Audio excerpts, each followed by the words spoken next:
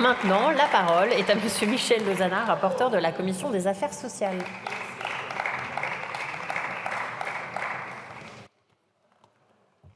Madame la Présidente, je veux bien monter parce que moi j'ai des difficultés après quand même. Pour lever la tête sinon. Bien, Madame la Présidente, Monsieur le Ministre, Madame la Présidente de la Commission des Affaires sociales, Madame la co-rapporteure, mes chers collègues. Nous voilà réunis, enfin, pour aborder la proposition de loi transpartisane visant à interdire les dispositifs électroniques jetables ou à usage unique, dits puffs. Enfin, oui, car l'urgence est bel et bien là. En ce moment même, pendant que nous débattons dans l'hémicycle et avant que le vote final de cette proposition de loi soit voté, nous devons savoir que plus d'une dizaine de puffs seront jetés dans la nature et n'importe quel mineur aura pu facilement s'en procurer, et ce, malgré l'interdiction de vente aux moins de 18 ans. Face à ce constat accablant, je suis heureux de finaliser aujourd'hui la première étape d'un processus législatif et réglementaire qui débouchera sur une interdiction pure et simple de la vente et de la fabrication des puffs en France à partir de septembre 2024, j'espère. Au-delà de l'aberration environnementale mise en évidence par ma co-rapporteure, les puffs posent des risques majeurs pour la santé publique et d'abord pour nos jeunes. L'Académie nationale de médecine qualifie les puffs de pièges sournois pour les enfants et les adolescents. Les derniers chiffres de l'Alliance contre le tabac confirment qu'il s'agit d'une véritable porte d'entrée vers le tabagisme. 15% des adolescents l'ont déjà utilisé et parmi eux, 47% ont commencé leur initiation à la nicotine à travers ce dispositif.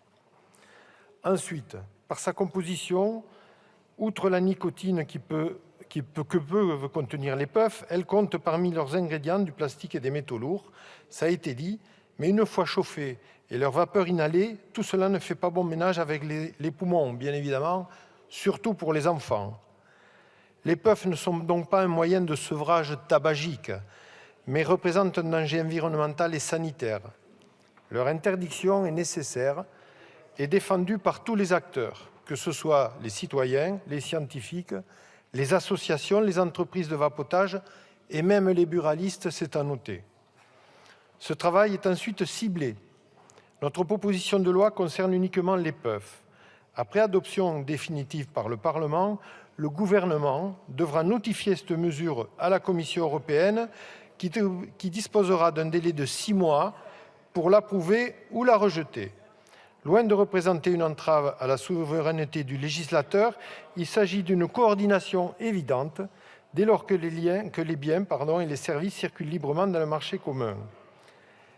Et de manière importante, l'exemple de la Belgique, qui n'est pas parvenue à interdire les puffs l'année dernière, est une des raisons pour laquelle nous focalisons cette PPL strictement sur cet unique dispositif afin de ne pas compromettre son approbation par la Commission européenne.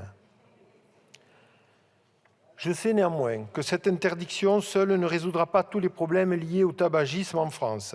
C'est ainsi que je salue vos annonces récentes, Monsieur le Ministre, dans le cadre du programme national de lutte contre le tabac, avec un double objectif, créer une génération sans tabac d'ici 2032 et accompagner les fumeurs dans leur arrêt du tabac. Monsieur le Ministre, la représentation nationale se tient à vos côtés pour atteindre ces objectifs. Enfin, il s'agit d'un travail transpartisan. Je souhaite particulièrement remercier ma co-rapporteure, Francesca Pasquini, mais également les députés Carl Olive et Bruno Studer, avec qui nous avons travaillé à bonne intelligence pour que cette proposition de loi, inscrite à l'ordre du jour de l'Assemblée nationale, soit vue ce soir. Je remercie également les 166 autres députés de 8 bords politiques différents qui ont co-signé cette proposition de loi. Ce fléau touche tous nos territoires. Je remercie enfin les députés de la Commission des Affaires sociales qui ont voté à l'unanimité en faveur de cette proposition de loi. Ils ont aussi abordé des problématiques complémentaires.